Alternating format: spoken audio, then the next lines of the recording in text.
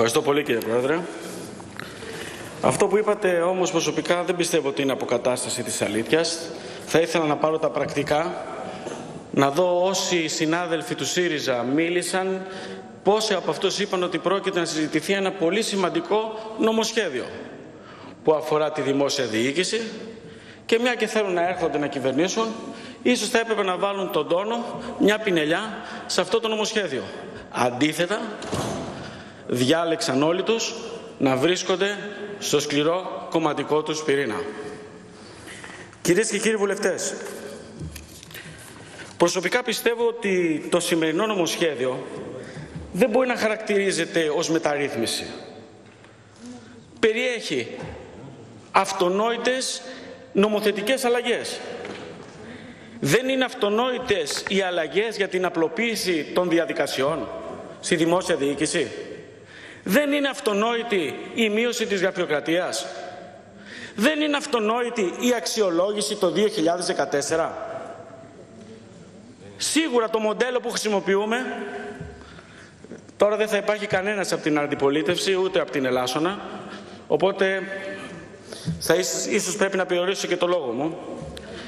Λοιπόν, ίσως υπάρχουν διαφορετικά μοντέλα αξιολόγησης, όπως ο κ. Σοκαλάς είπε κάποιο.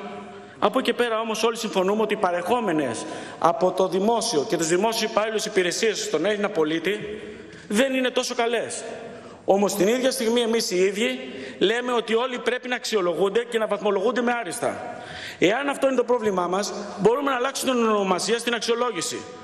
Σε 3 κατηγορίες πάλι, να υπάρχουν οι καλοί, οι πολύ καλοί και οι άριστοι.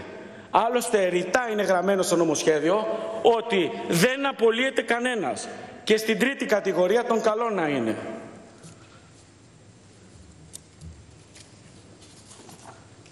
Κυρίες και κύριοι βουλευτές, μία πάρα πολύ καλή μαρτυρία θα ήταν αν ήταν εδώ η κυρία Σακοράφα.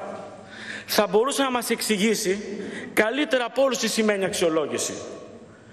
Πολλοί αθλητές αγωνίστηκαν με γνώμονα το αγωνίζεστε. Πολλές συναθλήτριές της έκαναν ρήψη ακοντίου, αλλά εκείνη πήρε το μετάλλιο. Και το πήρε γιατί επιβραβεύτηκε ως πρώτη, ως καλύτερη. Δεν τιμωρήθηκαν οι άλλοι. Αυτονόητη δεν είναι και η κατάργηση οργανισμών που δεν έχουν αντικείμενο. Ή η συγχώνευση οργανισμών με το ίδιο αντικείμενο. Και τώρα θα μιλήσω, κυρίες και κύριοι βουλευτές, για τον οργανισμό Κοπαΐδας, που όλοι μιλάνε ότι καταργείται. Και αυτοί που μιλάνε δεν έχουν πατήσει λάσπες.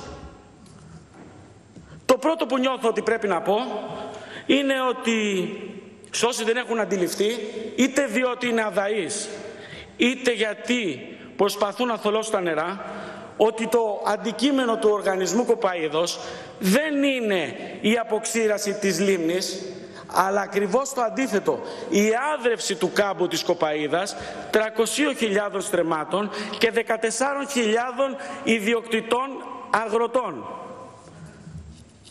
Με το σημερινό νομοσχέδιο δεν κλείνει ο οργανισμός Κοπαΐδας, αλλά διασφαλίζεται ο δημόσιος χαρακτήρας του. Διαμαρτύρονται οι κύριοι της αντιπολίτευσης που απουσιάζουν ότι κλείνει ο οργανισμός, αλλά γίνεται ακριβώς το αντίθετο.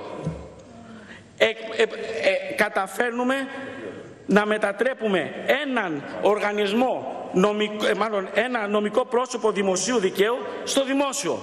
Κάποιοι θα μπορούσαν να κατηγορήσουν την κυβέρνηση ως κρατιστές. Μεταφέρονται όλες οι αρμοδιότητες του οργανισμού, όπως και τα χρέη του, όπως και οι οφειλές των κακών γεωργών στην περιφέρεια Στερεάς Ελλάδας. Και λέω των κακών γεωργών, οι οποίοι παρακινήθηκαν από πολιτικούς της περιφέρειάς μου και έφτασαν τις οφειλές τους στα 15 εκατομμύρια ευρώ. Αυτά που χρωστάει ο οργανισμός είναι 10 εκατομμύρια ευρώ. Άρα καταλαβαίνουμε ότι με σωστή διαχείριση, με μαθηματικά του δημοτικού και με εργασία μπορούμε να μετατρέψουμε αυτόν τον οργανισμό σε πλεονασματικό. Βάζουμε τάξη επίσης, μπαίνει μάλλον τάξη, και ποια αρχή είναι υπεύθυνη. Είναι η περιφέρεια της Ελλάδας για τη διοίκησή της ή η αποκεντρωμένη διοίκηση? Υπάρχουν βουλευτές που κάνουν τέτοια ερώτηση. Ο κύριος Σταθάσιος ΣΥΡΙΖΑ είχε κάνει ερώτηση προς τον Υπουργό Αγροτικής Ανάπτυξης για να πει ποια αρχή είναι εποπτεύουσα αρχή. Αλλά ακούστε και ποιος άλλος? Και ο Ευάγγελος Μπασιάκος, ο συνάδελφός μου, έχει κάνει την ίδια ερώτηση. Υπουργός Γεωργίας. Ο ίδιος δεν ξέρει ποια είναι η υποπτεύουσα αρχή. Κύριε Υπουργέ, με τις προσθήκες νομοθετικές βελτιώσεις που κατατέθηκαν, ικανοποιούνται σχεδόν όλα τα αιτήματα των φορέων και τα δικά μας.